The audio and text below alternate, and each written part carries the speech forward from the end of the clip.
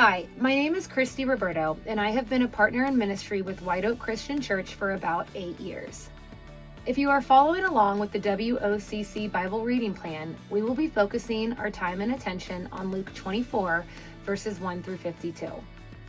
Here, you will be reading about Jesus' resurrection, the road to Emmaus, and Jesus' ascension into heaven. I encourage you to read through these stories on your own to allow the Holy Spirit to speak to you. Today, I am going to focus on verses 36 through 39, when Jesus appears to the disciples. I will be reading from the NIV version starting in verse 36. While they were still talking about this, Jesus himself stood among them and said to them, "Peace be with you." They were startled and frightened, thinking they saw a ghost. He said to them, "Why are you troubled? And why do doubts rise in your minds? Look at my hands and my feet. It is I, myself. Touch me and see. A ghost does not have flesh and bones, as you see I have." And now I'm actually going to jump down to verse 44 as well. It says, he said to them, "This is what I told you while I was still with you. Everything must be fulfilled that is written about me in the law of Moses, the prophets, and the Psalms." What is this passage saying? Well, after a 7-mile walk with him and much discussion, the disciples hadn't even recognized that Jesus was with them. It was in this moment that Jesus decided to reveal himself to his disciples. You can imagine how startling and scary this must have been for them. Verse 37 says that they had thought they saw a ghost. Can you blame them? They had just watched him be crucified and buried. Of course they were in disbelief. Jesus, however, proves that not only is he alive, but that the prophecy has been fulfilled. What does this passage mean? Well, the message in this passage is very clear.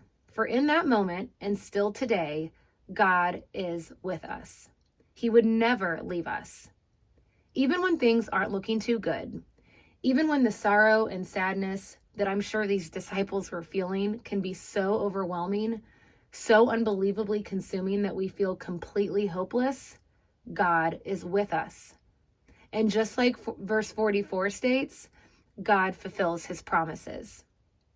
What does this tell me about God? Well, this passage tells me a couple of things about God. The first being that God will always be with us. Jesus not only resurrected from the grave, but told the disciples that he will be leaving them with the Holy Spirit to guide them through all of their days.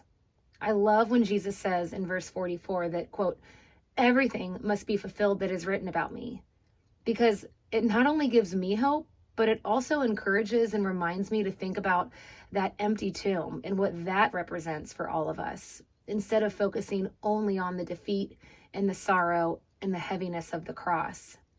This quote unquote plot twist, this spoiler alert that some people have recently compared the empty tomb to, can give hope to us all. What does this tell me about people? This tells me that over the course of 2,000 years, human behavior hasn't changed all that much. What I mean is that Jesus is in and around our lives. He is omnipresent, and we can completely miss it. Why don't we notice him? Are we too busy? Too distracted? Just as the disciples were so hung up on the extreme sorrow and sadness of the crucifixion, sometimes we too are fixated on all the negatives in our own lives and in the world around us, that we fail to see the blessings and good. I think that sometimes we can be so distressed or disappointed, so worried or anxious, so hurt or angry that we completely miss the incredible blessings that God has poured into our lives. And even more, we are missing what Jesus is trying to tell us in verse 44, that God fulfills his promises. So how should I live my life based on what I have read? Well, I honestly can't imagine the emotion of this moment for these disciples, to see Jesus alive in the flesh and to know that his prophecy had been fulfilled. And while I have yet to see Jesus in the flesh, I need to cling onto this passage as a reminder that Jesus is with me. He is continuously working in my life through me and through others for me. Jesus has a plan and a purpose for me. Am I fulfilling that? Am I living my life to serve him completely, his kingdom completely? Am I not letting myself be so distracted and busy that I can actually slow down enough to listen to the Holy Spirit? Jesus is not going to drop a billboard in my front yard telling me what to do, and he's probably not going to do that for you either.